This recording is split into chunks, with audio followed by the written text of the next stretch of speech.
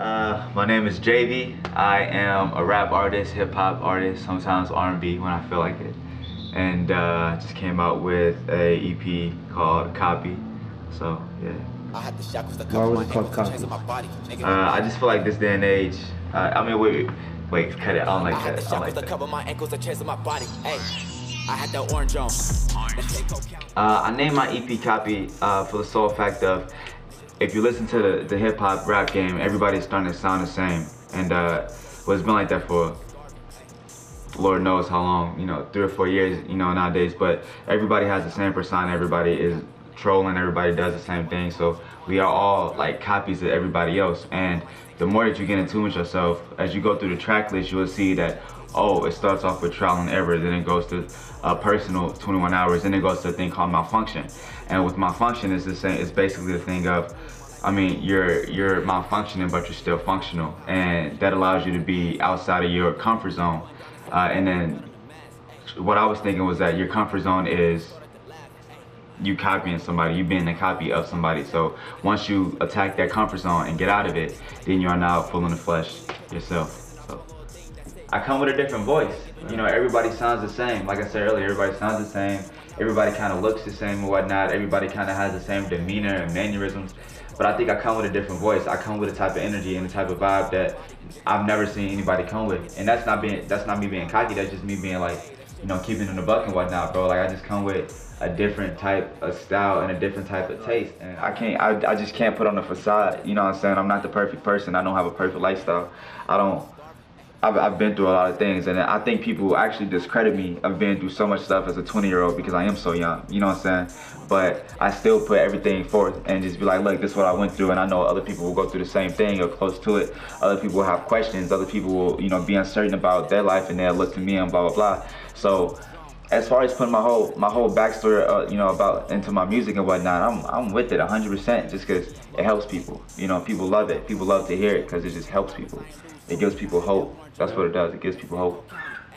The way I write my music and the way I produce and let go of all my music is just I do everything like for me because I know that I'm a person, and I know there's 10 million other people out there that are just like me who's gonna listen to me and feel the same type of way that I felt when I was writing music and whatnot. So and then with those emotions comes a swarm of other emotions and whatnot. So I always try to tell people, when you listen to me, don't listen to my voice, listen to the words and whatnot, because I know the words pertain to you, and then apply that to your own life and whatnot. So I would compare myself to multiple artists. J. Cole, just storytelling. I just can paint vivid pictures just by telling stories and whatnot, so people can relive what I lived through. I'd also compare myself to another person in the Dreamville category, JID or Jid.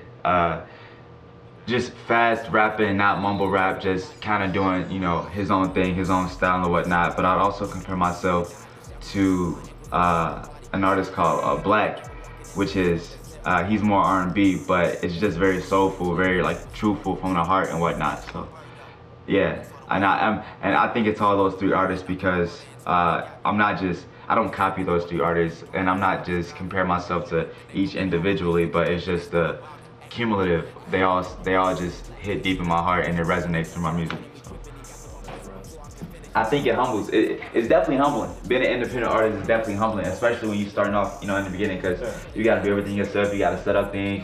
This interview, you have to set up this interview. You know what I'm saying? Just kind of how people come to you and whatnot, because when you are established by a label or you're a popular independent artist, things start to come your way, you know what I'm saying? But me, I'm steady reaching for the cookie jar. I'm steady reaching up top. I'm steady climbing the ladder by myself, you know what I'm saying? So I think that's very humbling, being an independent artist, being by myself and doing everything by myself. And then that also gets me into the game where I know how to maneuver certain types of things. That way in the future I can do this a lot better and whatnot. It's a learning curve and it's a learning experience, but I'm all with it. I'm all with it. Biggest influences within the music, it goes along with that J. Cole, Jid, Dreamville type thing, but I think just in life my biggest influences are my oldest brothers and my younger siblings, so I guess all my siblings, because I do everything for them, through them, and they influence me a lot. Their daily lifestyle, I learn from their mistakes and I learn from their accomplishments and whatnot. So just to you know, just to express that through this type of art is very influential to me. Off the album, 21 Hours. 21 Hours. That was a big story that goes behind it. Can you go into detail about that? Yeah, so the story behind that was crazy. So about 2 summers ago, I got pulled over in my brother's car. In Missouri, Jeff City, Missouri, I got pulled over by university cop, basically a rental cop. And he pulled me over, man, and he ran my name through the system and everything, and then came back to the car and he was like, yeah, you have an international warrant out for your arrest. And I'm like, wait, what? International warrant? And then I said, for what? And he was like, armed robbery. And he had his gun clutch and he was like, get out the vehicle. So at that point, I had my phone in my lap with a black case, a black outer box. So I'm like, listen, bro, I'm putting my phone on the seat. You know what I'm saying? Like, because you know cops nowadays. So I'm like, y'all put my phone on the seat next to me. So once I put it on the seat next to me, I look out that mirror, out the passenger mirror, and I see just like a bunch of squad police cars, like 6 police cars with a gang of police coming up, running up, clutching their guns and whatnot. It was crazy. And so I get arrested. Like I'm still cool, calm, and collected, whatever. They take me to the jailhouse. They take me to the county court, and they ask me questions like, what? Santa Fe, New Mexico, what were you doing in Santa Fe, New Mexico at this time, whose gun is it, why do you have a gun, blah, blah, blah, where'd the mask come from, like all these questions. I'm like, listen, go look at my phone at this time and date, and then you'll see where everything stems from. Like, I was not at this location that you planned for me to be at or whatnot. So they laughing about it. I'm like, all right, cool, whatever. So I end up going to the jail cell, I end up going to the holding cell. Had to change into all orange. I had to do everything, that the whole 9 yards. I had to shower. It's the most uncomfortable thing in the world. I can imagine. And then so I was in there for 21 hours. 21 hours, and they was talking about extraditing me all the way to Santa Fe, New Mexico. So, but I called when I was in a holding cell, I was only in there for like maybe an hour and a half, and I realized that there was a phone in the holding cell. So I called my mom and I called my brother. When I called my mom, I was like, listen, this is a situation, and whatnot. So she called the attorney for me and whatnot, get everything straightened out for me. And then I called my brother to go tell him to come pick up his car. And he's like, bro, what was you doing? Like, you know what I'm saying? Like, why would you get in trouble with my car? Blah, blah, blah. And I'm like, bro, I was just driving home from work. You know what I'm saying? But yeah, I was in there for 21 hours and it all got straightened out eventually. But the cops was like, yeah, it was crazy. That's kind of what it comes. It was crazy. Yeah.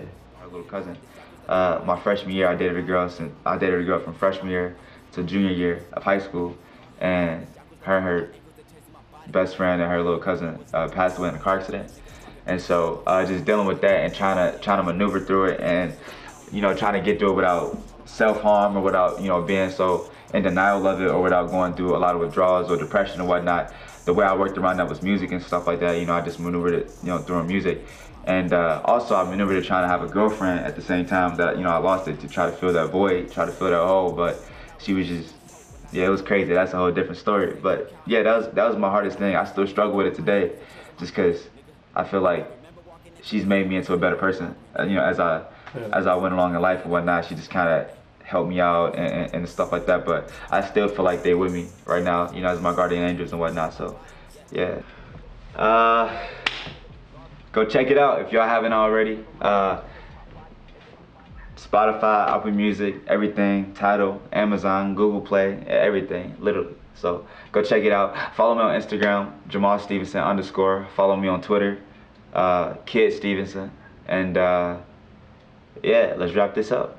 It's your boy Javvy, coming at you hard.